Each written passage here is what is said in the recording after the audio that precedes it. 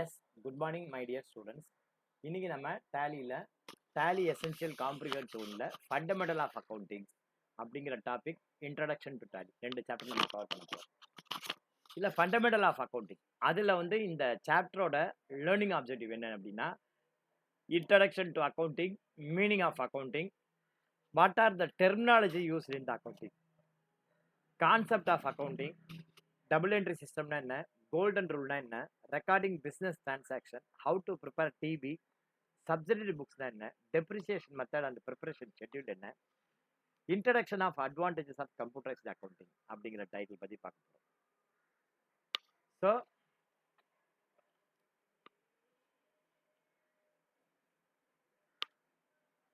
இந்த சாப்டரில் நம்ம பார்க்க போகிறது first fundamental of accounting. Level 1ல் என்னென்ன இருக்குன்னா ஃபண்டமெண்டல் ஆஃப் அக்கௌண்டிங், சாப்டர் 2ல் introduction to Tally Prime, chapter 3ல் maintaining of chart of accounts, chapter 4ல் recording and maintaining accounting transaction, இது banking, generating financial statement and MIS reports, data security, company data management அப்படிங்கிற இந்த 8 chapter நம்ம இதில் cover பண்ண போகிறோம்.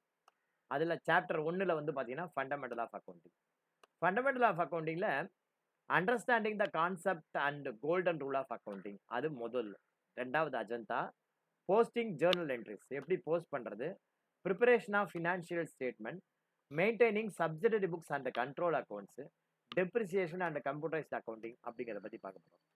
அதில் செஷன் 1ல் understanding accounting, introduction of accounting, phases, terminology, concept அதை பற்றி படிக்க போகிறோம். Understanding the golden rule of accounting அதை பார்க்க போகிறோம். செஷன் 2ல் பார்த்தீங்கன்னா trial balance, trading PNL balance sheet அதை பற்றியும், செஷன் 3ல் maintaining subsidiary books of control accounts, define and explanation of depreciation, computerised accounting அப்படிங்கிறத பற்றி பார்க்கணும். Meaning of accounting. அக்கௌண்டிங் அப்படின்னா என்ன மீனிங்னா, அக்கௌண்டிங் அப்படிங்கிறது identifying and systematic recording, summarising, analysing and interpreting the financial reports அப்படின்னு. இப்போ பார்க்குறோம் அக்கௌண்டிங் அப்படின்னா என்ன. நான் ஏற்கனவே சொன்ன மாதிரி லக்ஷ்மணன் இருக்கார், அவர் என்கிட்ட அக்கௌண்டண்டா வேலைக்கு ஜாயின் பண்றாரு. என்கிட்ட ஒரு 5 கோடி ரூபாய் பணம் இருக்கு. நான் என்ன பண்றேன், 5 கோடி ரூபாய்க்கு ஒரு பண்ணையை வாங்கி அதுல அவர் கையில ஒரு ஒர்க்கிங் கேபிட்டலா ஒரு 1 கோடி ரூபாய் கையில கொடுத்து, நீங்க இது எனக்கு பண்ணையா வளர்த்து செடி கொடி எல்லாம் வளர்த்து எனக்கு ஒரு பெனிஃபிட் காட்டுங்க அப்படின்னு அவர் கையில நான் கொடுத்துட்டு போறேன். அவர் லக்ஷ்மணன் நல்ல மனுஷன் தான், இல்லைன்னு தப்பு சொல்லல. அவரு நான் சொன்ன மாதிரி என்ன பண்றாரு, அவரு விதையெல்லாம் வாங்கி நட்டு, செடியெல்லாம் வாங்கி நட்டு, நல்ல காய் பழம்லாம் பூத்து குலுங்கி எல்லாம் பண்ணி வச்சிருக்காரு. ஒரு 2 வருஷம் கழிச்சு நான் ஃபாரின்ல இருந்து வரேன். லக்ஷ்மணன்ட்ட நான் கேட்கிறேன், என்ன கேட்கிறேன், என்னப்பா ஆச்சு, நான் உனக்கு பணம் கொடுத்துட்டு போனேன்னு நீ என்ன பண்ணி வச்சிருக்கேன் அப்படின்னு. ஆக்சுவலா நான் என்ன எதிர்பார்க்கிறேன் அப்படின்னா, நான் அதுல 5 கோடி ரூபாய் இன்வெஸ்ட் பண்ணியிருக்கேன். அந்த 5 கோடி ரூபாய்க்கு இந்த 2 வருஷத்துல எனக்கு எவ்வளவு ரிட்டர்ன் கிடைச்சிருக்கு அப்படின்னு நான் எதிர்பார்க்கிறேன்.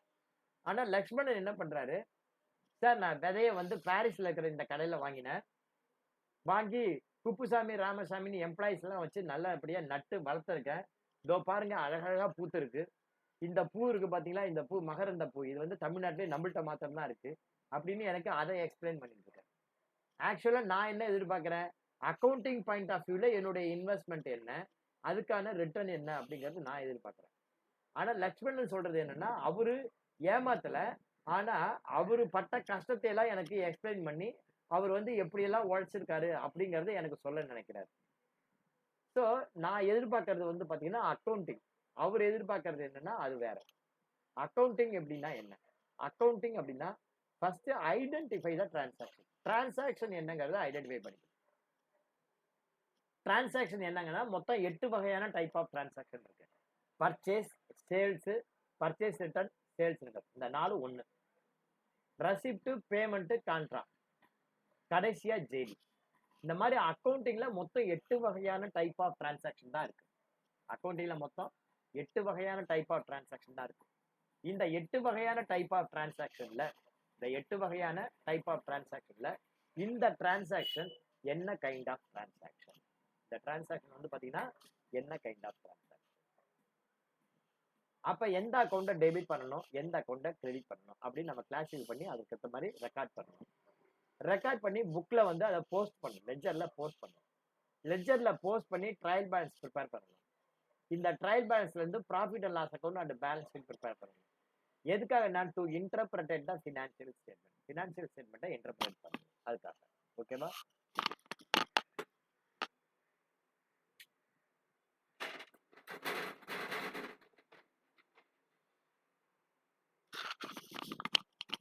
இப்ப நம்ம கொஞ்சம் முகம் தெளிதா? நம்முடைய ஆபீஸ் எப்படி இருக்கு, பரவாயில்லையா? இதுதான் என்னுடைய பர்சனல் ஆபீஸ். அதான் ரெண்டாவது phases of accounting cycle. Understanding the transaction, journal entry, லெட்ஜர்ல போஸ்ட் பண்றோம், ட்ரையல் பேலன்ஸ், அதுல இருந்து profit and loss account and balance sheet தயார் பண்றோம். Understanding the transaction, journal entry போடணும், லெட்ஜர்ல போஸ்ட் பண்றோம், லெட்ஜர்ல போஸ்ட் பண்ணி ட்ரையல் பேலன்ஸ் ப்ரிப்பேர் பண்றோம், அதுல இருந்து ப்ராஃபிட் அண்ட் லாஸ் அக்கௌண்ட்டும் பேலன்ஸ் ஷீட்டும் ப்ரிப்பேர் பண்றோம். What are the terminologies use in the accounting? என்னென்ன வேர்ட் நம்ம யூஸ் பண்றோம்? கேபிட்டல், என்னென்ன வார்த்தைகள் யூஸ் பண்றோம்? கேபிட்டல்னா ஓனர் இன்வெஸ்ட் பண்ணிருக்க பணம், amount of money invested into the business. டிரான்சாக்ஷன்னா பர்ச்சேஸ், சேல்ஸ், ரெசிப்ட், இந்த மாதிரி 8 வகையான transaction. Asset means held for business, பிசினஸ்க்காக நம்ம வச்சிருக்கிறது, branded building, plant machinery, furniture, அந்த மாதிரி. லைபிலிட்டி அப்படின்னா நம்ம கொடுக்க வேண்டிய பணம், லோன் ஏதாவது வாங்கியிருப்போம், சண்டு கிரெடிட்டார்ஸ், அந்த மாதிரி. டிராயிங்ஸ் அப்படின்னா amount withdrawn by the proprietor into the business. Bad debts அப்படின்னா நமக்கு கணக்குல வராது அப்படிங்கிற ஐடென்டிஃபை பண்ணிருக்கிற அமௌண்ட். கிரெடிட் சேல் பண்ணியிருப்போம் ஆனா ரியலைஸ் ஆகாது அப்படின்னு. பர்ச்சேஸ், பர்ச்சேஸ்னா நம்ம 3 வகையான பர்ச்சேஸ் இருக்கு ஆக்சுவலா. ஒன்னு வந்து பாத்தீங்கன்னா ட்ரேடிங் பர்ச்சேஸ், அதாவது வாங்கி விற்கணுங்கிற நோக்கத்துல வாங்கக்கூடிய குட்ஸ். ரெண்டாவது வந்து பாத்தீங்க அப்படின்னா உங்களுக்கு P&L purchase, expense R service அப்படின்னு சொல்லி. மூணாவது பிக்சட் அசெட் பர்ச்சேஸ். இந்த 3 பர்ச்சேஸையும் அக்கௌண்ட் பண்ற மெத்தடே வேற. ட்ரேடிங் பர்ச்சேஸை எந்த அக்கௌண்ட்டை டெபிட் பண்ணணும், எந்த அக்கௌண்ட்டை கிரெடிட் பண்ணணும். இப்போ நான் வாங்கி வைக்கணும் அப்படிங்கிற நோக்கத்துல வாங்கக்கூடிய குட்ஸ், அதுதான் ட்ரேடிங் குட்ஸ். ஃபார் எக்ஸாம்பிள், இப்போ நான் பாருங்க, உங்களுக்கு நான் வந்து இங்க காட்டுறேன் பாருங்க, ஏதாவது தெரியல பாருங்க, தெரியல, இப்போ நான் உங்களுக்கு காட்டுறேன் பாருங்க, காட்டுறேன் பாருங்க, அது வெயிட்டா இருக்கு, இந்த பாருங்க, தெரியுதா உங்களுக்கு குட்ஸ்? சோப்பு, ஓகேவா?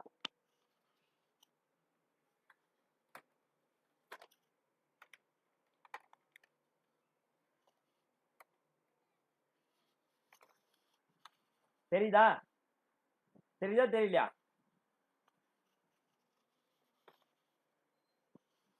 தெரியுதா தெரியலையா? தெரியுதா தெரியல? என்ன வச்சிருக்கேன், இதை நான் வாங்கி வைக்கணும் அப்படிங்கிற நோக்கத்துல வாங்கி வச்சிருக்கேன். புரியுதா? ஆக்சுவலா இது என்ன அப்படின்னா, தூக்குனது வெயிட் தூக்க கூடாது. நான் உங்களுக்காக நான் தூக்கி காமிச்சேன். வாத்தியார் நான் சொன்னேன் இல்லையா, பாரிஸ்ல இருந்து வாங்கிட்டு வந்ததெல்லாம் பாத்திரம் தேய்க்கிறது. இந்த லிக்விட் இருக்கு இல்லையா, இது வந்து பாத்திரம் தேய்க்கிறது. இது வந்து பாத்தீங்கன்னா 1 வாங்கினா 1 மாசத்துக்கு உங்க வீட்டுக்கு வரும். ஓகேவா? இதோட விலை வந்து பாத்தீங்கன்னா நான் 80 ரூபாய்க்கு வாங்குறேன், 100 ரூபாய்க்கு விற்கிறேன். இதுதான் இந்த மாதிரி வாங்கி கொடுத்துருக்கேன் அப்படின்னு சொல்றேன். 50 ரூபாய்க்கு ஒரு 8 கூட வாங்கினேன், 50 ரூபாய்க்கு 8 கூட வாங்கினேன், ஒரு கூட 50 ரூபா, இந்த மாதிரி 8 கூட வாங்கியிருக்கேன். ஒரு 2000 ரூபாய் இன்வெஸ்ட் பண்ணிருக்கேன், 3000 ரூபாய் ஓடுது, டெய்லி 2-3 ஓடுது. இப்ப இந்த மாதிரி நான் வாங்கணும் விற்கணும், வாங்கணும் விற்கணும் அப்படிங்கிற நோக்கத்துல நான் வாங்கியிருக்கிற குட்ஸ். இது வந்து சாம்பிளுக்கு 2 வாங்கி வச்சிருக்கேன்.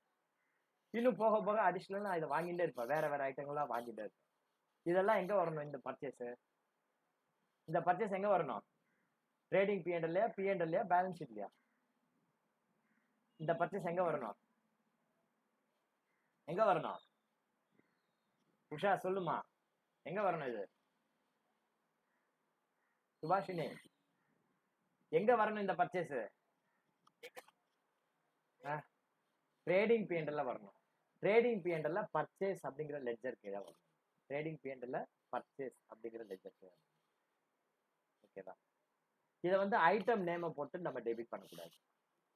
அதுக்கப்புறம் பாத்தீங்கன்னா ஸ்டேஷனரி, நான் வந்து பாத்தீங்கன்னா இப்போ வந்து நான் வந்து இதுவும் பண்றேன்.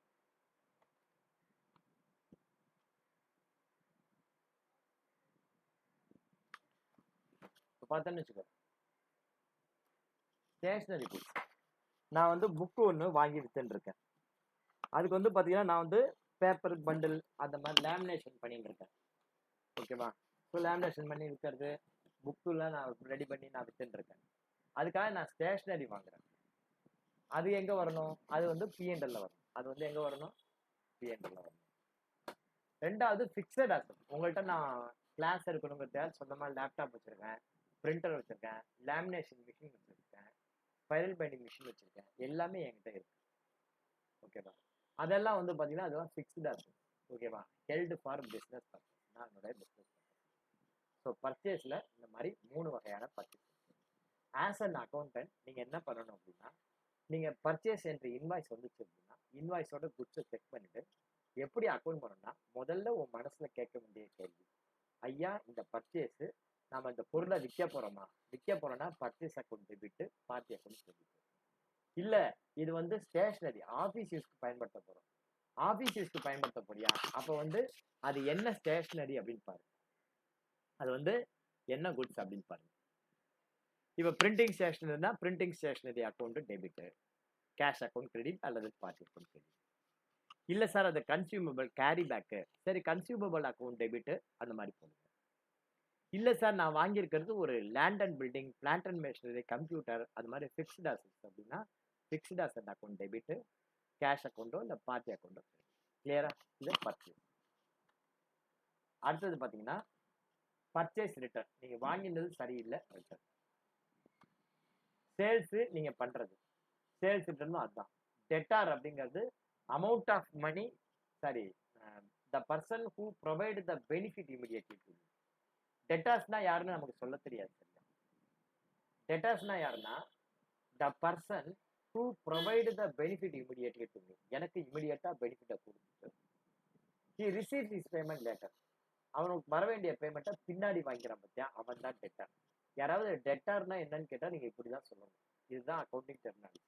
த person who provide the benefit immediately to me and receive his payment later. அதுக்கு பேர் தான் என்னன்னா டெட்டார். அடுத்தது கிரெடிட்டார், ஸ்டாக், ரெவின்யூ. இதுதான் கான்செப்ட். அடுத்தது வந்து பாத்தீங்கன்னா கான்செப்ட். கான்செப்ட்ல வந்து பாத்தீங்கன்னா என்னென்ன கான்செப்ட் இருக்குனாக்க உங்களுக்கு இந்த மாதிரி ஒவ்வொரு concept. First business entry concept. Business entry கிடையாது, business entity concept. Business entity concept அப்படின்னா என்ன? நான் வேற என் பிசினஸ் வேற அப்படி நினைக்கணும். இப்ப இந்த பிசினஸ்க்காக இங்க தனியா கல்லாப்பட்டியில காசு போட்டு தனியா வச்சிருக்கேன். இந்த காசை எடுத்து நான் பர்சனல் யூஸ் பண்ணக்கூடாது. நான் வந்து இதுல ஒரு 5000 ரூபாய் இன்வெஸ்ட் பண்ணிருக்கேன், டப்பால போட்டுட்டேன். அந்த 5000 ரூபாயில இருந்து போய் பர்ச்சேஸ் பண்ணிட்டு வந்திருக்கேன், மிச்ச காசை டப்பால போட்டுருவேன். இதுல இருந்து விற்கிற காசையும் நான் அந்த டப்பால போட்டுருவேன். ஓகேவா? அந்த காசு பிசினஸ் காசு, அது தனி. என்னுடைய காசு பர்சனல் நான் வச்சிருக்கேன், இது தனி. இதையும் அதையும் மிங்கிள் பண்ணக்கூடாது. ஸோ நான் வேற என் பிசினஸ் வேற அப்படின்னு நம்ம நினைக்கலாம். ஓகேவா? நானே வாங்கி போட்டு நானே எடுத்துட்டு போய் நான் இதுல இருந்து வீட்டுக்கு ஒன்று எடுத்தா கூட நான் என்ன பண்ணுவேன்னா இதுல காசை போட்டுட்டு தான் நான் இன்னொன்று எடுப்பேன். ஸோ நான் வேற என் பிசினஸ் வேற அப்படின்னு பார்க்கணும். அதுக்கு பேர் என்னன்னா பிசினஸ் என்டிட்டி கான்செப்ட் அப்படின்னு. அந்த மாதிரி பிசினஸ் என்டிட்டி கான்செப்ட் இல்லாம இருந்தா என்ன ஆகும்னாக்க ஆக்சுவலா அந்த பிசினஸ்ல என்ன ப்ராஃபிட் கிடைச்சதுன்னு தெரியாம போகும். அதான் அது மாதிரி. அடுத்தது going concern concept. Going concern concept அப்படின்னா என்ன? இப்ப நான் ஒரு பிசினஸ் ஆரம்பிச்சிருக்கேன். நான் வந்து என்ன நோக்கத்துல ஆரம்பிச்சிருப்பேன், என்ன நம்பிக்கையில ஆரம்பிச்சிருப்பேன், இந்த பிசினஸ்ல நம்ம வந்து டெவலப் ஆயிடுவோம், ஒரு நாள் இதுல நான் டாப்ல இருப்பேன். இன்னைக்கு நான் 2000 ரூபாய் இன்வெஸ்ட்மெண்ட்ல ஆரம்பிச்சிருக்கேன். ஆனா ஒரு நாள் பாத்தீங்கன்னா இது 2 கோடி ரூபாய் இன்வெஸ்ட்மெண்ட்ல இருக்கும், இது லாங் ஸ்டாண்டிங்கா எனக்கு ரன் ஆகும் அப்படிங்கிற நம்பிக்கையில நான் வந்து என்ன பண்ணணும், ஒர்க் பண்ணணும், பிசினஸ் பண்ணணும். அதை விட்டுட்டு என்னத்த கண்ணையா மாதிரி என்னத்த நீ பாரிஸ்ல போய் சோப் ஆயில் வாங்கிட்டு வந்து வித்து என்னத்த அப்படின்னு பண்ணணும்னு வச்சுக்கேன். So whenever you are working as an accountant, நீ வந்து அக்கௌண்டண்டா ஒர்க் பண்ற அப்படின்னா அந்த கம்பெனியில சந்தோஷமா ஒர்க் பண்ணணும். ஒர்க் பண்ணும்போது என்ன பண்ணணும், இந்த பிசினஸ் வந்து லாங் ஸ்டாண்டிங்கா ரன் ஆகும் அப்படின்னு நினைச்சு ஒர்க் பண்ணணும். ஓகேவா? எந்த இதுவும் அந்த மாதிரி நினைச்சுட்டு. அடுத்தது வந்து பாத்தீங்கன்னா revenue realisation concept. Revenue realisation concept அப்படின்னா என்ன? ரெவின்யூ ரியலைசேஷன் கான்செப்ட் அப்படின்னா என் கையில ஒரு அமௌண்ட் வந்ததுன்னா அந்த வந்த அமௌண்ட் என்னுடைய அமௌண்ட் கிடையாது. ஓகேவா? இப்போ ஒன்றும் இல்லை, இப்போ வந்து திருநாவுக்கரசு இருக்காரு, திருநாவுக்கரசு வந்து என் கையில காசு கொடுக்குறாரு, இந்தாங்க சார் ஒரு 1000 ரூபாய் அப்படின்னு. நான் வாங்கி என் பையில வச்சுட்டு அது என்னுடைய ரெவின்யூன்னு சொல்ல முடியுமான்னு சொல்ல முடியாது. அவர் வந்து எனக்கு வேற ஏதாவது ஒரு பர்பஸ் கொடுத்துருக்கலாம். இந்த மாதிரி எனக்கு நீங்க அங்கே போறீங்களே, பாரிஸ் போனீங்கன்னா ஒரு கேரி பேக் ஒரு 2 கிலோ வாங்கிட்டு வாங்க அப்படின்னா அவர் கொடுத்துருக்கலாம். அது அந்த காசை நான் திருப்பி கொடுக்குற மாதிரி. ஸோ அது வந்து பார்த்தீங்கன்னா it is not my revenue what ever the amount real. அதே மாதிரி நான் ஒரு கன்ஸ்ட்ரக்ஷன் கம்பெனி வச்சு ரன் பண்றேன். அந்த மாதிரி கன்ஸ்ட்ரக்ஷன் கம்பெனி வச்சு ரன் பண்ணும்போது நான் வந்து பில் வைஸ் உனக்கு ஸ்டேஜ் வைஸ் பேமெண்ட் பண்ணுவாங்க. இந்த வேலை முடிச்சா இந்த வேலை அப்படின்னு. அந்த மாதிரி சுச்சுவேஷன்ல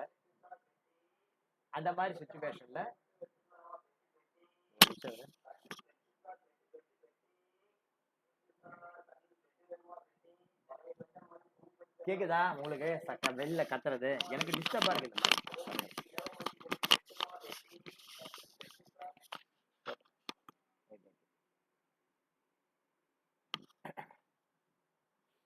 ரைட், ஓகே. என்ன ரெவென்யூ ரியலைசேஷன் கான்செப்ட் அப்படின்னா என்னன்னா, எனக்கு வந்து ஒரு ரெவென்யூ எப்ப ரெவென்யூவா ஆகுது அப்படிங்கிறது தான். இப்போ ஒன்றும் இல்லை, நான் வந்து ஒரு ஒர்க்கை எடுத்து பண்றேன். அந்த ஒர்க்கை எடுத்து பண்ணி முடிச்சதுக்கு அப்புறம் அது சாட்டிஸ்ஃபை ஆனதுக்கு அப்புறம் தான் அந்த ரெவென்யூ எனக்கு உள்ள வரும். ஃபார் எக்ஸாம்பிள், இப்போ வந்து சுபாஷினி இருக்காங்க. சுபாஷினி வந்து எனக்கு ஒரு வீடு கட்ட கான்ட்ராக்ட் கொடுத்துருக்காங்க 1 கோடி ரூபாய். நான் வந்து என்ன பண்ணேன், 2 சினாரியோ. முதல் சினாரியோ, சுபாஷினி எடுத்த உடனே அக்ரிமெண்ட் போட்ட கையோட 1 கோடி ரூபாய் தூக்கி என் கையில கொடுத்துட்டாங்க. நான் என்ன பண்ணுவேன், அந்த 1 கோடி ரூபாய் தூக்கிட்டு அப்படியே ஓடி போடுவேன். இன்னைக்கு இருக்க கண்டிஷன். இன்னொரு கண்டிஷன், இன்னொரு சினாரியோ, சுபாஷினி என்ன சொல்றாங்க, சார் உன் கையில ஆரம்பத்திலே காசு கொடுத்தா நீ காசை தூக்கி ஓடி போயிடுவீங்க. எனக்கு நம்பிக்கையெல்லாம் கிடையாது. நான் எங்கேயும் ஓட மாட்டேன். என் இடம் இங்கதான் இருக்கு. நீங்க இதுலதான் பில்டிங் கட்ட போறீங்க. நான் என்டையர் பில்டிங் நீங்க கட்டி முடிங்க. கட்டி முடிச்சதுக்கு அப்புறம் நான் உங்களுக்கு காசு தரேன் அப்படிங்கிறாங்க. நானும் நம்பி நான் அவங்களுக்கு பில்டிங் கட்டி கொடுக்குறேன். பில்டிங் கட்டி கொடுக்குறேன். பில்டிங் கட்டி முடிச்சதுக்கு அப்புறம் சுபாஷிட்ட போய் காசு கேட்கிறேன். காசா யார்கிட்ட வந்து கேட்குறீங்க அப்படின்னு அவங்க சொல்லுவாங்க. ஏமாத்துறாங்க, முடியாது. அப்ப எனக்கும் சுபாஷினிக்கும் ஒரு அக்ரிமெண்ட். இனிஷியலா காசு கொடுத்தா நான் தூக்கிட்டு ஓடி போயிட்டேன். கடைசியா காசு கொடுப்பாங்களா மாட்டாங்களாங்கிறது கன்ஃபார்ம் கிடையாது. அப்ப என்ன பண்ணுவாங்க, சுபாஷினிக்கும் எனக்கும் ஒரு அக்ரிமெண்ட். என்ன அக்ரிமெண்ட்னா, இந்த நீ எனக்கு 1 கோடி ரூபாய் தரணும்ல, அந்த 1 கோடி ரூபாய் நீயும் ஏமாத்தக்கூடாது, நானும் ஏமாத்தக்கூடாது. நான் வந்து என்ன பண்ணுவேன், ஃபர்ஸ்ட் வந்து மொத்தம் 7 ஸ்டேஜா நீங்க இந்த 1 கோடி ரூபாய் எடுக்கணும். 1 கோடி ரூபாய் நான் அஸ்திவாரம் போடும்போது அஸ்திவாரம் போட்டு முடிச்சிடுறேன், எனக்கு 20 லட்சம் கொடுங்க. அடுத்தது வந்து பாத்தீங்கன்னா இந்த மாதிரி பில்டிங் எழுப்புவேன். செல்வால் பினிஷிங், ஒரு செல்வால் பினிஷ் பண்ணுவேன். செல்வால் பினிஷ் பண்ணுவேன், அப்ப எனக்கு ஒரு அமௌண்ட் கொடுங்க, ஒரு 5 லட்சம் கொடுங்க. ரூஃப் போட்டு முடிப்பேன், அப்ப எனக்கு ஒரு 5 லட்சம் கொடுங்க. ஸோ அந்த மாதிரி ஸ்டேஜ் வைஸ் எலக்ட்ரிக்கல் வேலை முடிக்கும் போது ஒரு 5 லட்சம், பெயிண்டிங் வேலை முடிக்கும் போது 5 லட்சம். இப்படி நான் ஒவ்வொரு வேலை முடிக்கும் போதும் அந்த வேலையை முடிச்சுட்டு நான் உங்களுக்கு பணம் ஒர்க்கை பில்லை சப்மிட் பண்ணுவேன். நீங்க எனக்கு அந்த பேமெண்ட் கொடுங்க அப்படிங்கிற. இதுக்கான ப்ராசஸ் வந்து பாத்தீங்கன்னா ஒரு 1 இயர் ஆகும். அந்த 1 இயர் கரெக்டா 1 ஏப்ரல் ஆரம்பிச்சு 31 டிசம்பர்ல முடியுமானா முடியாது. நார்மலா உனக்கு தெரியும், கன்ஸ்ட்ரக்ஷன் கம்பெனி ஆக்டிவிட்டிஸ்லாம் வந்து பாத்தீங்கன்னா ஒரு ஃபினான்ஷியல் இயர்ல ஆரம்பிச்சு அடுத்த ஃபினான்ஷியல் இயர்ல தான் முடியும். கன்ஸ்ட்ரக்ஷன் கம்பெனியோடைய ப்ராஃபிட்டபிலிட்டியை டாக்ஸ் பண்ற மெத்தட் இப்படி இருக்கு, இப்படிதான் பண்ணணும் அப்படின்னு. என்டையர் அமௌண்ட் ரிசீவ் பண்ணதும் உன்னுடைய ப்ராஃபிட் கிடையாது.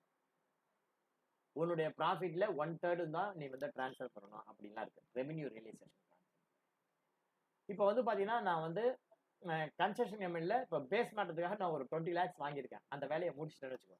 ஆக்சுவலா நான் பேஸ் மாட்டத்துக்கு 25 lakhs செலவு பண்ணியிருப்பேன். என் கையில வந்தது 20 lakhs தான். பேஸ்மெண்ட்டை முடிச்சதுக்கு அப்புறம் ஷெல்வால் பினிஷிங் சைட்ல கல்லை கட்டி எழுப்புவேன். அதுக்கு வந்து நான் 2 லட்சம் தான் செலவு பண்ணியிருப்பேன்.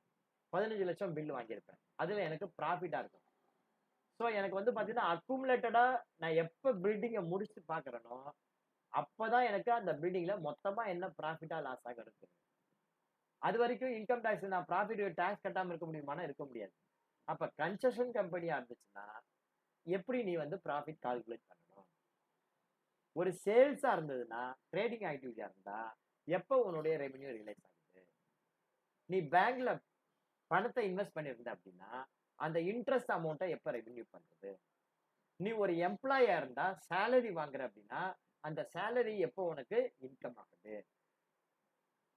அரியர் சேலரி வந்தா என்ன பண்றது. இந்த மாதிரி ஒண்ணுக்கும் எப்ப வந்து உன்னுடைய ரெவென்யூ ரியலைஸ் ஆகி அது இன்கமா இருக்கு, எப்படி ஆகுது அப்படின்னு அக்கௌண்டிங் ஸ்டாண்டர்ட்ல சொல்லியிருக்கேன். இதெல்லாம் வந்து அக்கௌண்டிங் ஸ்டாண்டர்ட்ல அதுக்கு பேர் என்னன்னா ரெவென்யூ ரியலைசேஷன் கான்செப்ட். ஒரு ரெவென்யூவை எப்ப ரியலைஸ் பண்ணணும் அப்படின்னு. அடுத்தது அக்ரூவல் கான்செப்ட். அக்ரூவல் கான்செப்ட் என்னன்னு சொல்லுங்க பார்ப்போம். நானே பேசிட்டு இருக்கேன். அக்ரூவல் கான்செப்ட் என்ன, யாராவது சொல்லுங்க பார்ப்போம். அக்ரூவல் கான்செப்ட் என்ன, கிஷோர் சொல்லுங்க பார்ப்போம்.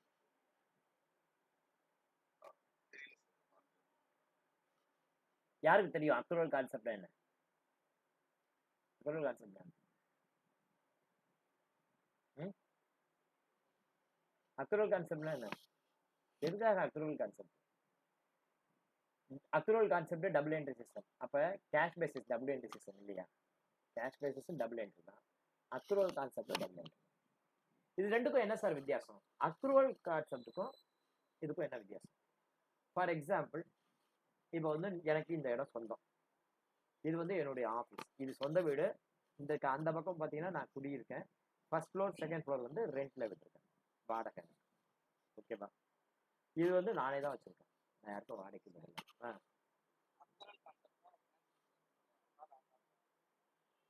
இல்ல இல்ல, நான் இப்பதான் சொல்றேன். இப்ப எனக்கு மாசம் 10,000 ஃபர்ஸ்ட் ஃப்ளோர்ல 10,000, செகண்ட் ஃப்ளோர்ல 10,000 வாடகை பண்ணு. என் டெனன்ட் மாசம் எனக்கு வாடகை கொடுத்துட்டாங்க அப்படின்னா எனக்கு பிரச்சனை கிடையாது. ஏப்ரல் மாசம் வாடகை பிளஸ் ஃப்ளோர் 1 10,000, ஃப்ளோர் 2 10,000 நான் ரெக்கார்ட் பண்ணிடுவேன். மே மாசம் வாடகை வந்தாச்சு, மே மாசம் வாடகை 10,000 first floor, second floor 10,000 record பண்ணிடுவேன். அந்த மாதிரி நான் ரெக்கார்ட் பண்ணிட்டே வந்துடுவேன். அப்ப இந்த மாதிரி என்னுடைய டெனன்ட் கரெக்டா எனக்கு காசு கொடுத்துட்டாங்க அப்படின்னா 1ஆம் தேதி ஆனா வாடகை கொடுத்துட்டாங்கன்னு வச்சுக்கோ, 2 டெனன்ட்டுமே. அப்ப at the end of the financial year என்னுடைய P&L பாத்தீங்கன்னா ஃபர்ஸ்ட் ஃப்ளோருக்கு 12 மாசம் இன்டூ 10,000 1,20,000, ரெண்டாவது ஃப்ளோர் 12 மாசம் இன்டூ 10,000 1,20,000, மொத்தம் ரெண்ட் ரிசீவ்டு காலத்துல எனக்கு 2,40,000 அப்படின்னு காட்டு. ஓகேவா? இது நான் கேஷ் பேசிஸ்ல பண்ணியிருந்தேன் அப்படின்னா. சப்போஸ் அஷ்யூம் பண்ணிக்கோ கேஷ் பேசிஸ் அக்கௌண்ட், ஆனா ஒரு டெனன்ட் என்ன பண்றாரு, 2 மாசத்துக்கு வாடகை கொடுக்கல, கடைசியா பிப்ரவரி மார்ச்சுக்கு வாடகை கொடுக்கல, எதுனா செகண்ட் ஃப்ளோர் கொடுக்கல.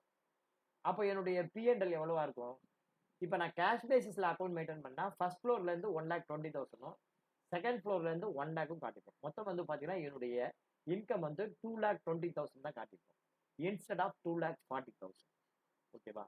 ஸோ என்னுடைய கேஷ் பேசிஸ்ல அக்கௌண்ட் மெயின்டைன் பண்ணா எனக்கு ப்ராஃபிட்ல 20,000 கம்மியா காட்டும். அக்ரூவல் பேஸ்ல மெயின்டைன் பண்ணா என்னுடைய ப்ராஃபிட்டபிலிட்டியில ஒரு 20,000 கரெக்டான ப்ராஃபிட் காட்டி 2,40,000. அந்த 20,000 எனக்கு எப்படி தான் வரப்போகுது, ஏன்னா அவன் அட்வான்ஸ் காசு என்கிட்ட இருக்கு. தரலன்னா என்ன பண்ணுவேன், நான் வந்து வெக்கேட் பண்ண சொல்லிட்டு அந்த காசை டெபிட் பண்ணிட்டு பாக்கி காசை கொடுத்தேன். எனிஹாவ் அது என்னுடைய இன்கம். அப்ப நான் வந்து எனக்கு வந்து நான் எப்படி என்ட்ரி போடணும், அந்த ரெசிப்ட் என்ட்ரி எப்படி போடணும்னா ஒவ்வொரு மாசம் முடிஞ்சதும் டைரக்டா கேஷ் அக்கௌண்ட் டெபிட் பண்ணி ரெண்ட் அக்கௌண்ட்டை கிரெடிட் பண்ணக்கூடாது. இப்போ வந்து பாத்தீங்கன்னா முதல் மாடியில கிஷோர் குடியிருக்காரு, ரெண்டாவது மாடியில லக்ஷ்மணன் குடியிருக்காரு. அப்ப நான் என்ன பண்ணுவேன், அக்ரூவல் பேஸ்ல அக்கௌண்ட் மெயின்டைன் பண்றேன்னா ஃபர்ஸ்ட் வந்து ஜேவி புக் பண்ணணும். ஜேவி புக் பண்ணா என்ன பண்ணும், இப்ப லக்ஷ்மணன் கிஷோர் காசு கொடுக்கல, நான் வந்து என்ன பண்ணுவேன், வாங்கறதுக்கு முதல்ல ஒரு ஜேவி போடுவேன். கிஷோர் அக்கௌண்ட் டெபிட், ஓகேவா? Kishore account debit, rent received account credit. Lakshmanan account debit, rent receivable account credit பண்ணிடுவேன். ஓகேவா? அந்த மாதிரி 12 மாசத்துக்கு நான் என்ட்ரி போட்டுருவேன். ஸோ என்னுடைய P&L ரெண்ட் ரிசீவபிள் அப்படின்னு போட்டு 2,40,000 அக்கௌண்ட் காட்டுவேன். வேற கிஷோர் வந்து 2 மாசம் வாடகை கொடுக்கல, எப்பெல்லாம் கொடுக்குறாரோ அப்பெல்லாம் நான் போட்டுட்டே இருப்பேன். அப்ப கிஷோருடைய லெட்ஜர்ல பார்த்தோன்னா அவர் எனக்கு பேமெண்ட் தரும்போது கேஷ் அக்கௌண்ட் டெபிட் பண்ணி கிஷோர் அக்கௌண்ட் கிரெடிட், லக்ஷ்மணனுக்கும் கேஷ் அக்கௌண்ட் டெபிட் பண்ணி லக்ஷ்மணன் அக்கௌண்ட்டை கிரெடிட் பண்ணிடுவேன். ஸோ அவருடைய அக்கௌண்ட் லக்ஷ்மணன் அக்கௌண்ட் டேலி ஆயிடும். கிஷோர் வந்து 2 மாசம் வாடகை கொடுத்துருக்க மாட்டாரு, எனக்கு வரணும் அப்படின்னு பேலன்ஸ் ஷீட்ல அது காட்டும். இதுதான் வந்து அக்ரூவல் பேசிஸ் ஆஃப் அக்கௌண்டிங் அப்படின்னு. ஓகேங்களா? கிளியரா? அக்ரூவல் பேசிஸ் ஆஃப் அக்கௌண்டிங் அப்படின்னா நீ கேஷ் என்ட்ரி போடாம முதல்ல ஜேவி புக் பண்ணிட்டு அல்லது பர்ச்சேஸ் என்ட்ரியில பார்ட்டி பேரை கிரெடிட் பண்ணிட்டு அதுக்கப்புறமா அதுக்காக ஒரு ரெசிப்ட் என்ட்ரியோ அல்லது ஒரு பேமெண்ட் என்ட்ரியோ தனியா ரெக்கார்ட் பண்ணு. இது எதுக்காகனா அப்பதான் உண்மையான ப்ராஃபிட்டபிலிட்டி பொசிஷன் உங்களுக்கு தெரிய வரும். அதுக்காக தான் இந்த அக்ரூவல் பேஸ் அக்கௌண்டிங் அப்படின்னு. கிளியரா? கிளியராப்பா? ரைட். அடுத்தது dual aspect. Dual aspect concept அப்படின்னா each and every debit equivalent credit உண்டு, அதான் dual aspect. Matching concept. Matching concept அப்படின்னா என்ன, இப்போ ஜிஎஸ்டியில் மேட்சிங் கான்செப்ட் இருக்கு. என்ன மேட்சிங் கான்செப்ட் அப்படின்னா, நீ ஒரு டீலர், ரிஜிஸ்டர்டு டீலர் அப்படின்னு வச்சுக்கோ. ஒவ்வொரு ப்ராடக்ட்டையும் வந்து ஹெச்எஸ்என் வைஸ் வச்சிருப்பான். ஹெச்எஸ்என்னா ஹார்மோனைஸ் சிஸ்டம் ஆஃப் நாமென்கிளேச்சர் அப்படின்ட்டு. ஒவ்வொரு ப்ராடக்ட் இருக்கு. இப்போ இந்த சோப்பு இருக்கு அப்படின்னா, இப்போ நான் இதை காட்டுறேன். இதுக்கு வந்து 14, 28, 36, 46 அப்படின்னு ஒரு நம்பர் கொடுத்துருக்கோம். இந்த மாதிரி சோப்பு ஐட்டங்கள் அப்படின்னு. அந்த மாதிரி ஒவ்வொரு ஹெச்எஸ்என் வைஸ் நீ எவ்வளோ ப்ராடக்ட் உள்ள வந்திருக்கு, பர்ச்சேஸ் பண்ணிருக்க, ஹெச்எஸ்என் வைஸ் எவ்வளோ சேல்ஸ் பண்ணிருக்க, ஹெச்எஸ்என் வைஸ் நீ உன்னுடைய பர்ச்சேஸ்க்கும் உன்னுடைய சேல்ஸுக்கும் ஹெச்எஸ்என் வைஸ் மேட்ச் ஆகுதா, நீ பர்ச்சேஸ் பண்ண ஹெச்எஸ்என் விட சேல் பண்ண ஹெச்எஸ்என் எதுலையாவது கம்மியா இருக்கா, நீ பர்ச்சேஸ் பண்ண ஹெச்எஸ்என் விட சேல் பண்ண ஹெச்எஸ்என் ஏதாவது அதிகமா இருக்கா, ரெண்டையும் மேட்ச் பண்ணி பார்ப்போம். அந்த மாதிரி மேட்சிங் கான்செப்ட் அப்படின்னா உன்னுடைய ப்ராடக்ட்டுக்கு சம்பந்தமானதான் நீ அக்கௌண்ட் பண்ணிருக்கியா. நீ வந்து பாத்தீங்கன்னா ஸ்டேஷனரி கடை வச்சுட்டு அதுல போயிட்டு இட்லி வித்தன்னு சொல்லி கணக்கு பண்ணக்கூடாது. ரைட்டா? அந்த கணக்கை இதுல காட்டக்கூடாது. இட்லி வீட்டுக்கு பர்ச்சேஸ் பண்ணதும் அது கொஞ்சம் காட்டணும். மேட்சிங் கான்செப்ட் பிசினஸ்க்கு அது ரிலேட்டடா இருக்கணும். அந்த மாதிரி அக்கௌண்ட்ஸ் தான் நீங்க என்ன பண்ணணும், என்ட்ரி பண்ணணும். மானிட்டரி எக்ஸ்பிரஷன் எதுவா இருந்தாலும் சரி, பண்ட மாற்று முறை இருக்கக்கூடாது. எதா இருந்தாலும் பணத்துல தான் ரெக்கார்ட் பண்ணணும். இது வந்து ஒரு 30-40 வருஷம் முன்னாடி எப்படி இருக்குன்னா, இப்போ வந்து நம்ம எல்லாத்துக்குமே கேஷ் தான் டீல் பண்றோம். 30-40 வருஷத்துக்கு முன்னாடிகள், 40 வருஷத்துக்கு முன்னாடி எனக்கு நல்லா தெரியும். எனக்கு இப்போ வயசு 52. அப்பெல்லாம் வந்து பாத்தீங்கன்னா பண்ட மாற்று முறை தான் இருந்தது. பண்ட மாற்று முறைனா என்ன அப்படின்னா, எல்லாருமே அக்ரிகல்ச்சர் தான் இருக்கும். இண்டஸ்ட்ரியல் வந்து அந்த அளவுக்கு கிடையாது. ஐடி ஃபீல்டு எல்லாம் கிடையாது. எல்லாருமே 70% 80% of the people agriculture people. அப்ப அவங்களுடைய அக்ரிகல்ச்சர் ப்ரொடியூசர்னா கிராம சைட்ல நெல், கம்பு, கேழ்வரகு அப்படிதான் இருக்கும். இப்ப கடையில போய் ஒரு பொருள் வாங்குறோம் அப்படின்னா நம்ம காசு கொடுத்து வாங்குறோம், இல்ல ஜிபே பண்ணி வாங்குறோம். இப்ப இதே 40 இயர்ஸ் பேக் எப்படின்னா, உங்க பேரண்ட்ல தாத்தா பாட்டியை கேட்டா தெரியும் எப்படிப்பா நீங்க அந்த காலத்துல எல்லாம் பொருள் வாங்குவீங்க அப்படின்னு. அவங்களுக்கு நிலம் இருக்கும். நிலத்துல வந்து பாத்தீங்கன்னா அவங்க உழுது பயிர் பண்ணி ஒரு 20 மூட்டை 50 மூட்டை நெல் கொண்டு வந்து வச்சிருப்பாங்க. 50 மூட்டை நெல். அவங்களுடைய ரெக்குயர்மெண்ட் அந்த ஃபேமிலிக்கு ஒரு வருஷத்துக்கு 12 மூட்டை நெல் தான். பாக்கி 28 மூட்டை 30 மூட்டை நெல் இருக்கு இல்லையா, அந்த நெல்லுல இப்ப அரிசி பதிலா மளிகை ஜாமான் வாங்கணும் அப்படின்னு மளிகை கடை வச்சிருப்பான். அந்த மளிகை கடை வச்சிருக்கணும்ட்டா இவன் என்ன பண்ணுவான், ஒரு 2 படி நெல்லை கொண்டு போய் அங்க கொடுத்துட்டு இவனுக்கு தேவையான மளிகை பொருளை வாங்கிட்டு வருவான். அப்ப அந்த மளிகை கடைக்காரனுக்கு இந்த நெல், கம்பு, சோளம் இப்படி எல்லாம் சேரும். அந்த மளிகை கடைக்காரன் என்ன பண்ணுவான், அவன் யார்கிட்ட வாங்குறானோ அவன்கிட்ட கையில இருக்கிற காசை கொடுத்துட்டு மிச்ச காசுக்கு இந்த நெல்லையோ கம்பையோ கொடுத்து அவன் வாங்கிட்டு வருவான். இந்த மாதிரி ஏற்கனவே இந்த மாதிரி சிஸ்டம் தான் இருந்தது. பேட்டர் சிஸ்டம் அப்படின்றது, பண்ட மாற்று முறை, எக்ஸ்சேஞ்ச் சிஸ்டம் அப்படின்றது. அதை தான் என்ன பண்ணிட்டாங்க, இப்ப கரன்சிக்கு நம்ம மாத்திட்டோம்.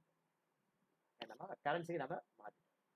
ஸோ இதை வந்து எப்படி நம்ம வந்து என்ட்ரி பண்ண முடியும், நீ விற்கிறது ஒரு பொருள், அதுக்கு பதிலாக வாங்குறது இன்னொரு பொருள். இப்ப நான் வந்து கேஷுக்கு வித்தேன் அப்படின்னா purchase account debit to cash. இதுவே வந்து நான் வந்து கடனுக்கு வித்தேன்னா purchase account debit to X.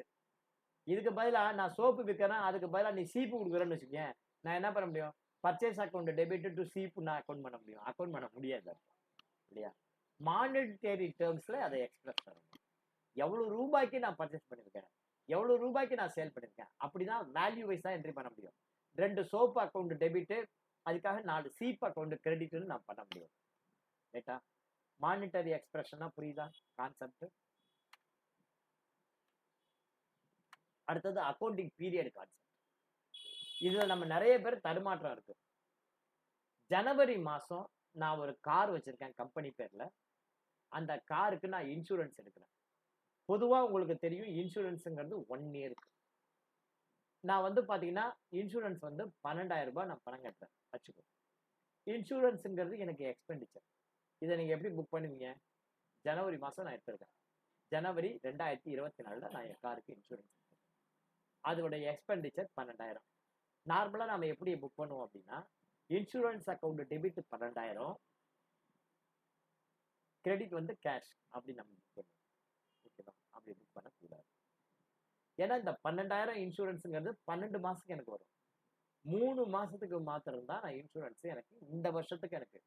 பாக்கி இருக்கிற 9 மாசம் இன்சூரன்ஸ் எந்த இயருக்கு பயன்பட போகுது, நெக்ஸ்ட் ஃபினான்ஷியல் இயருக்கு பயன்பட போகுது. அப்ப நான் எப்படி புக் பண்ணணும் அப்படின்னா, ஃபார் எக்ஸாம்பிள் இன்சூரன்ஸ் நான் யாருக்கு எடுக்கிறேன், யார்கிட்ட வாங்குறேன், ஐசிஐசிஐலேருந்து வாங்குறேன். ஓகேவா? அப்ப நான் எப்படி புக் பண்ணணும் அப்படின்னா, ஐசிஐசிக்கு நான் 12,000 கொடுத்துட்டேன். கரெக்டா இல்லையா? ஐசிஐ இன்சூரன்ஸ்க்கு நான் என்ன பண்ணிட்டேன், ஐசிஐசிக்கோ இன்சூரன்ஸ்க்கோ அல்லது பஜாஜ் இன்சூரன்ஸ்க்கோ ஏதோ ஒரு இன்சூரன்ஸ் நான் என்ன அமௌண்ட் கொடுக்குறேனோ அந்த பார்ட்டி பேரை டெபிட் பண்ணி கேஷையோ பேங்கையோ கிரெடிட் பண்ணிடணும். ஃபார் எக்ஸாம்பிள் ஐசிஐ இன்சூரன்ஸ் எடுக்கிறேன் அப்படின்னா ஜனவரி மாதம் ஐசிஐசிஐ அக்கௌண்ட்டை டெபிட் பண்ணி 12,000 சாரி ஐசிஐசிஐ இன்சூரன்ஸ் வந்து என்ன பண்ணணும், நம்ம வந்து பேங்க் கிரெடிட் பண்ணணும். ஆமாம், ஐசிஐசிஐ இன்சூரன்ஸை நம்ம டெபிட் பண்ணிடணும். முதல்ல பர்ச்சேஸ் பண்ணுறோம், இன்சூரன்ஸு பர்ச்சேஸ் பண்ணுறோம், அதுக்கு ஒரு என்ட்ரி போட்டுருணும்.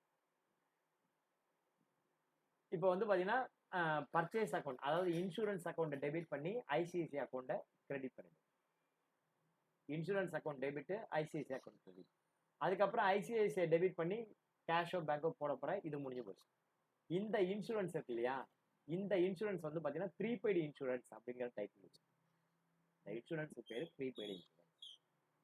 அப்போ முதல்ல நீ புக் பண்ணும்போது என்ன பண்ணணும்னா, ப்ரீபெய்டுனா முன்கூட்டி செலுத்தியே பிரீமியம் ஜனவரி மாதம்னு கொடுத்துட்டேன். அது வந்து அண்டர் கரண்ட் அசெட்ல நம்ம வைக்கணும். ப்ரீபெய்டு இன்சூரன்ஸ் வந்து பார்த்தீங்கன்னா எதில் வைக்கணும்னா அண்டர் கரண்ட் அசெட், ஏன்னா அது முன்கூட்டியே செலுத்தப்பட்டது. Prepaid insurance account debit, ICI account credit. முதல் ஜனவரி மாதம், ஜனவரி மாதம் பேமெண்ட் பண்ணும்போது ஐசிஐசிஐ அக்கௌண்ட் டெபிட், இது இப்போ ப்ரீபெய்டு இன்சூரன்ஸ்னு 12,000 பேலன்ஸ் ஷீட்ல காட்டிட்டு இருக்கும். இந்த மாதம் நீ எவ்வளோ காட்டணும், 3,000 காட்டணும். இந்த வருஷத்துக்கு பீரியட் படி ஜனவரி, பிப்ரவரி, மார்ச் 3 மாதத்துக்கு 3 மாதம் இன்சூரன்ஸ் தான். இன்சூரன்ஸுங்கிறது ஒரு எக்ஸ்பெண்டிச்சர். நீ ஒரு ஜேவி போட்டு என்ன பண்ணணும், அந்த பீரியடுக்குள்ள எக்ஸ்பெண்டிச்சரை மாத்திரம் தான் வைக்கணும். For example insurance account debit, எப்போதும் எக்ஸ்பெண்டிச்சர் டெபிட். இன்சூரன்ஸ் அக்கௌண்ட்டை டெபிட் பண்ணி ப்ரீபெய்டு இன்சூரன்ஸை கிரெடிட் பண்ணணும். எவ்வளவுனா 3,000 தான் கிரெடிட் பண்ணணும். இந்த வருஷத்துக்கு இது 3,000 தான். பாக்கி இருக்கிற 9,000 என்ன ஆகும், பேலன்ஸ் ஷீட்ல ஆசைதான் காட்டணும். இதுதான் அக்கௌண்ட்ஸ். ஓகேவா? அடுத்தது காஸ்ட் கான்செப்ட். உன்னுடைய புக்ஸ் ஆஃப் அக்கௌண்ட்ல உன்னுடைய பர்ச்சேஸ் எல்லாம் பார்த்தீங்கன்னா நீங்க காஸ்ட் வைஸ் தான் ரெக்கார்ட் பண்ணணும். என்ன ரூபாய்க்கு வாங்கியிருக்கேன் அதுதான் ரெக்கார்ட் பண்ணணும். ஒரு சில ப்ராடக்ட் உங்ககிட்ட இருக்கிறது மார்க்கெட் விலையில அதிகமா இருக்கும், ஆனா கிடையாது. நீ என்ன ரேட்டுக்கு பர்ச்சேஸ் பண்ணிருக்கியோ அந்த பர்ச்சேஸ் காஸ்ட்ல தான் நீ வந்து ரெக்கார்ட் பண்ணணும். So concept accounting. அப்புறம் எவிடன்ஸ் கான்செப்ட். ஒரு அக்கௌண்டன்ட் வந்து வாயால சொல்றதை நம்பி அக்கௌண்ட் பண்ணிடக்கூடாது, பர்ச்சேஸ் பண்ணிடணும். எவிடன்ஸ் வேணும். பர்ச்சேஸ்னா இன்வாய்ஸ் வேணும், சேல்னா இன்வாய்ஸ் ரைஸ் பண்ணிருக்கணும், ரசீப்ட்னா நீ அவனுக்கு கொடுத்துருக்கணும், பேமெண்ட்னா அவனுக்கு பேமெண்ட் பண்ணதுன்னு ப்ரூஃப் வச்சுக்கணும். ஸோ எல்லாத்துக்கும் நீங்க எவிடன்ஸ் கிரியேட் பண்ணணும். எல்லாத்துக்கும் நீங்க என்ன பண்ணணும், எவிடன்ஸ். டபுள் என்ட்ரி சிஸ்டம் உங்களுக்கு தெரியும். Debit equivalent credit. ஓகேவா? Debit and equivalent credit. இதெல்லாம் வந்து கொஞ்சம் போர் அடிக்கிற சப்ஜெக்ட். இதை மாத்திரம் பாருங்க. அசெட் இன்க்ரீஸ் ஆனா டெபிட், எக்ஸ்பென்ஸ் இன்க்ரீஸ் ஆனா டெபிட், லயபிலிட்டி இன்க்ரீஸ் ஆனா கிரெடிட், இன்கம் இன்க்ரீஸ் ஆனா கிரெடிட், கேபிட்டல் இன்க்ரீஸ் ஆனா கிரெடிட். இதை வந்து நீங்க சொல்லி பாருங்க. அசெட் இன்க்ரீஸ் ஆனா டெபிட், எக்ஸ்பென்ஸ் இன்க்ரீஸ் ஆனா டெபிட், லயபிலிட்டி இன்க்ரீஸ் ஆனா கிரெடிட், இன்கம் இன்க்ரீஸ் ஆனா கிரெடிட். இதை எப்படி பார்க்கணும்னா, அசெட் இன்க்ரீஸ் ஆனா டெபிட், அப்ப லயபிலிட்டி இன்க்ரீஸ் ஆனா கிரெடிட், எக்ஸ்பென்ஸ் இன்க்ரீஸ் ஆனா டெபிட், அப்ப இன்கம் இன்க்ரீஸ் ஆனா கிரெடிட் பண்ணணும். ரைட்டா? கேபிட்டல் இன்க்ரீஸ் ஆனா கிரெடிட் பண்ணணும். இது அப்படியே ஆப்போசிட்டா அடுத்தது வரும். அசெட் டிக்ரீஸ் ஆனா அப்படின்னு சொல்லிட்டு கேட்கும். அசெட் டிக்ரீஸ் ஆனா கிரெடிட், லயபிலிட்டி டிக்ரீஸ் ஆனா டெபிட், எக்ஸ்பென்ஸ் டிக்ரீஸ் ஆனா கிரெடிட், இன்கம் டிக்ரீஸ் ஆனா டெபிட். ஸோ இது வந்து கான்செப்ட். இதை நீ குழப்பிக்க வேண்டாம். நான் நேற்றுக்கு ஒன்று சொல்லி கொடுத்துருக்கேன், அதையே நீ ஃபாலோ பண்ணு. நேற்றுக்கு நம்ம சொல்ல கொடுத்துருங்க, டே 10 to 12 purchase account always debit. அதை பேஸ் பண்ணி நீங்க எந்த அக்கௌண்ட் டெபிட் பண்ணணும், எந்த அக்கௌண்ட் டெபிட் பண்ணணும் அதை பார்த்துக்கோ. இது சும்மா ஒரு கான்செப்டுக்காக தான் போட்டு லீவ் இட். ஃபினான்ஷியல் ஸ்டேட்மெண்ட் மொத்தம் 2 தான். ஒன்று ப்ராஃபிட் அண்ட் லாஸ் அக்கௌண்ட், இன்னொன்று balance sheet. Okay, thank you very much. நன்றி, வணக்கம்.